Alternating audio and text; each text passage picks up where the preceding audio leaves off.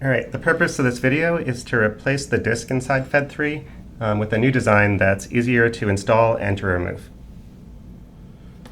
This is super quick. We're going to start by just removing the old disk using a 1.5mm hex key.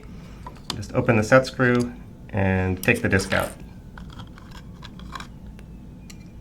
We're then going to put on the motor a little brass coupling. I'll put the link, but it's a 5mm rod coupler. And it also has a 3mm set screw, so you use the same 1.5 hex key and just secure it on the motor. You then can take the new disk, which we'll post the STL file, put it on there, and secure it with an M3 bolt.